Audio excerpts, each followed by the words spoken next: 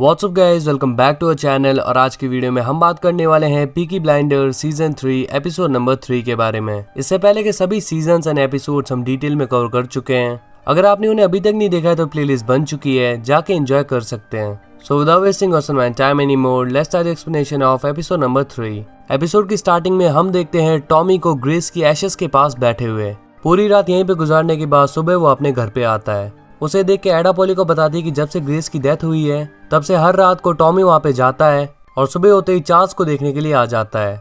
जी हाँ, ग्रेस के मरने के बाद से उस पर काफी गहरा असर पड़ा है। अब एडा पॉली और माइकल को बताती है कि टॉमी ने एक लिस्ट बनाई है। उसके अकॉर्डिंग पॉली और माइकल टॉमी से मिलने के लिए जाएंगे। जी हाँ, सिर्फ पॉली और माइकल, जॉन और आर्थर वहाँ पे नहीं होंगे। वो दोनों टॉमी के पास जाते हैं और पॉली यहाँ पे टॉमी से थोड़ी पर्सनल बातें करने वाली थी, और टॉमी उन्हें कुछ भी पूछने का मौका ही नहीं देता। वो बस बिजनेस की बातें करता है। माइकल टॉमी को बताता है कि काउंसिल ने एक इंस्टीट्यूट खोलने का सोचा है जिसका नाम होगा the grace Shelby institute. Tommy इसके लिए एग्री कर देता है और फिर वो दोनों बाहर आ जाते हैं। जॉन और आर्थर को लगा था कि ये फैमिली मीटिंग है और यहाँ पे पॉली और माइकल जॉन और आर्थर से पहले चले गए, तो डेफिनेटली ये देख के उन्हें बहुत ही ज्यादा बुरा लगता है। वो दोनों टॉमी के पास जाते हैं और आर्थर टॉमी से थोड़ी पर्सनल बातें करने लगता है, बट टॉमी उसे इसके लिए मना कर देता है। आर्थर बताता है कि हमने उस आदमी को मार दिया जिसने ग्रेस को गोली मारी थी। साथ ही इटालियंस का हेड अपनी वाइफ के साथ लिवरपूल जा रहा है।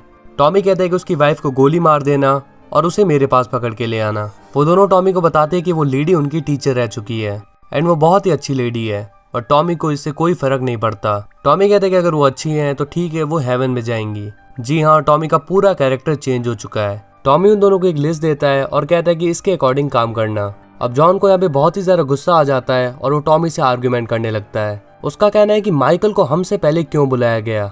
टॉमी कहता है legitimate business is priority. John उससे पूछता है कि ये प्रायोरिटी कब से बन गई। अब टॉमी बहुत ही ज्यादा गुस्से में खड़े होकर कहता है कि तब से जब से मेरी वाइफ ने वो गोली खाई जो कि मेरे लिए बनी थी। जॉन कहता है कि क्या तुमने हमें टॉय सोल्जर समझ के रखा है।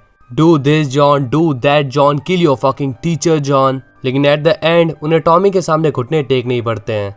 वेल गाइस, इस सीन को मैं जितनी भी अच्छे से एक्सप्लेन कर लूँ, मैं इसके साथ पूरी जस्टिस नहीं कर सकता, बिकॉज सच में डायलॉग डिलीवरी वगैरह बहुत ही ज्यादा ऑसम है। इसके बाद वो दोनों यहाँ से निकल जाते हैं और हम देखते हैं पूरी शेल्बी फैमिली को एक्सेप्ट टॉमी यहाँ पे बैठे हुए। फिर यहाँ पे माइकल आता है और आर्थर और जॉन उसका मजाक उड़ाने लगते हैं। आर्थर तो कुछ ज्यादा ही गुस्से में आ जाता है। वो बहुत ही ज्यादा गुस्सा था कि माइकल को पहले बुला लिया गया। माइकल उससे कहता है कि मैंने नहीं कहा था कि मुझे पहले बुलाया जाए। वेल, आर्ग्यूमेंट करते वक्त वो बार बार एक वर्ड का बहुत ही ज्यादा यूज कर रहे थे, FUCKING। पॉली उसे रोक रही थी कि बार बार इस वर्ड का यूज मत करो वरना चार्ल्स भी ये बोलने लग जाएगा।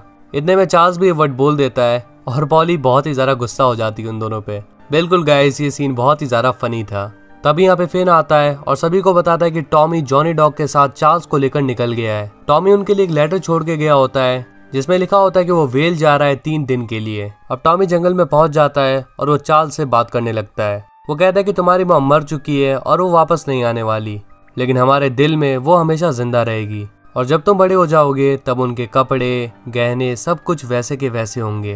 पहली बार उसने अपने दिल की बात किसी से कर दी, लेकिन चार्ल्स एक छोटा सा बच्चा है तो वो कुछ समझ तो नहीं पाता, शायद इसीलिए टॉमी ने उसे सब कुछ बता दिया। फिर हम देखते हैं आर्थर, जॉन और माइकल को। आर्थर अभी भी माइकल को बार बार टीज कर रहा था और इसके बाद वो उसे गन चलाना सिखाता है। वेल, शेल्बी इसमें जितनी भी लड़ाई हो जाए आखिर रहेंगे तो भाई।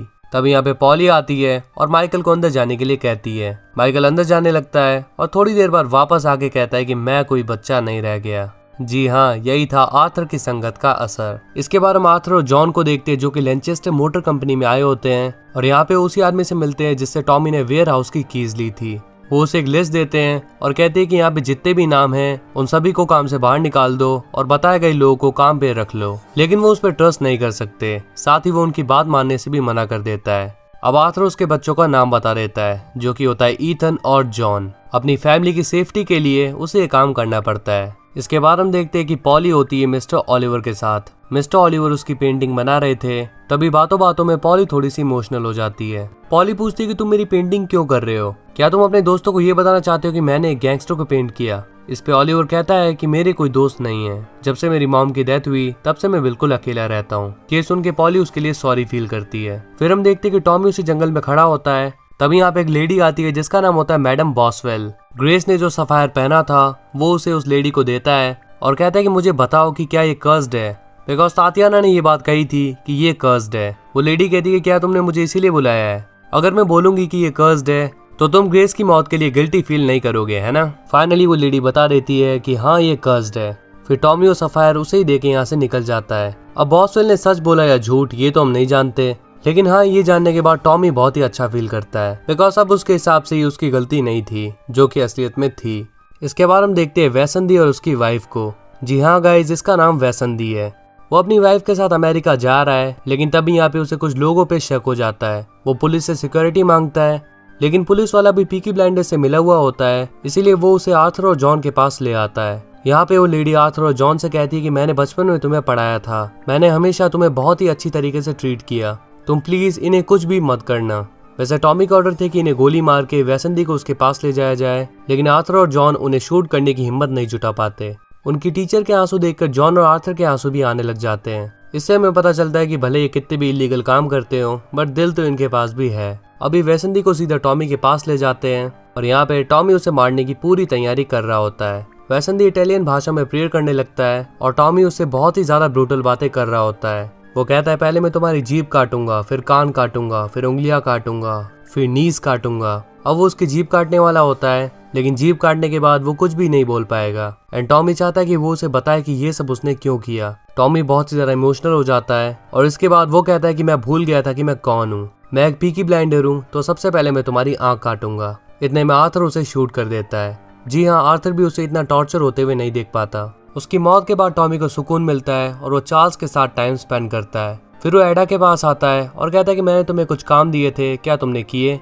एडा कहती है कि हाँ मैंने उस आदमी के बारे में पता लगा लिया है, वो कम्युनिस्ट पार्टी से है और वही सोवियत एम्बेसी तक हमारी खबरें पहुंचा रहा है। टॉमी एडा को उसका नाम बताने के लिए कहता है, बट एडा उसका नाम नहीं बता रही होती। अब टॉमी उसे फोर्स करता है तो एडा उसे बता देती है, उसका नाम होता है जेम्स मॉन्कलैंड।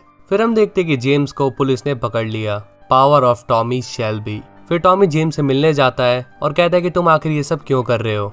वो पूछता है कि आखिर कौन है जो तुम्हें ये सब कुछ करने के लिए कह रहा है? जेम्स कहता है कि वो लोग बहुत ही ज्यादा खतरनाक हैं। टॉमी कहता है हम भी बहुत ज्यादा खतरनाक हैं, तो अब मुझे जल्दी से बता दो कि वो कौन है। इसके बाद आर्थर और लिंडा साथ में होते हैं और लिंडा आर्थर से कहती है कि वो प्रेग्नेंट है। ये सुन के आर्थर की खुशी का कोई ठिकाना ही नहीं था। वो अपने सभी भाई लोग को बुला लेता है और उन सभी को बताता है कि लिंडा इज प्रेग्नेंट। ये सुन के टॉमी आर्थर के लिए बहुत ही ज्यादा खुश होता है। फिर टॉमी आर्थर से कहता है कि मुझे एक इंपॉर्टेंट मीटिंग में जाना है, वहां से आने के बाद मैं तुमसे मिलूंगा। अब नेक्स्ट सीन में टॉमी आता है मीटिंग के लिए रशियंस के पास। यहाँ पे वो उन्हें एक लिस्ट देता है जिसमें उनकी सक्सेस रिपोर्ट थी। ड्यूक की वाइफ उस रिपोर्ट को अपने पास ले लेती है। ये देख के टॉमी को पता चल जाता है कि ड्यूक की बिल्कुल नहीं चलती, यानी कि इस सब के पीछे उसकी वाइफ है। अब वो उन्हें अपना प्लान बताता है कि वो उन टैंक्स को यहाँ से कैसे निकालेगा।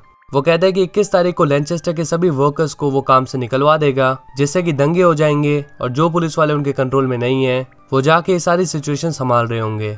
वो कहता है कि मैं ट्रेन के ड्राइवर्स को जानता हूँ, तो हम 27 टैंक्स को 2 ट्रेनों में डाल लेंगे और जहाँ पे हमें उतरना है वहाँ पे ट्रेन रुकवा देंगे। फिर हम उन्हें शिप्स के थ्रू ले जाएंगे और अगर तुमने कोई प्लेन नहीं भेजा तो हम उन्हें पानी में ही डुबा देंगे। इसके बाद वो एक कपड़े पे कुछ लिखने लगता है और ड्यूक की बीवी को वो कपड़ा दे देता है। उस कपड़े पे लिखा होता है आई हैव सीक्रेट। ड्यूक की बीवी तातियाना को बाहर भेजती है और यहाँ पे टॉमी तातियाना को बताता है कि इस सब के पीछे प्रीस्ट है। जी हाँ, फादर यूक। टॉमी कहता है कि मुझे ऑर्डर दो उसे मारने का और मैं बिना किसी चार्ज के उसे मार दूंगा। तातियाना कहती है कि तुम तो मजे से बिजनेस डील्स कर रहे हो, क्या तुम ग्रेस से प्यार नहीं करते थे? ये सुनकर टॉमी का दिमाग खराब हो जाता है और वो तातियाना का गला पकड़ के बोलता है कि ग्रेस हमेशा मेरे साथ है और तुम जैसे उसे हमेशा मुझे प्रोटेक्ट करती रहेगी। अब मुझे ऑर्डर दो यूक को मारने का। फिर टॉमी यहाँ से चला जाता है और ये एपिसोड यहीं पे खत्म हो जाता है। So if you enjoyed this video, then make sure to hit the like button and press the subscribe button if you're new on our channel. Share it as much as you can, and if you have any query, just comment down and let us know. So we'll see you in the next one. Till then, peace up.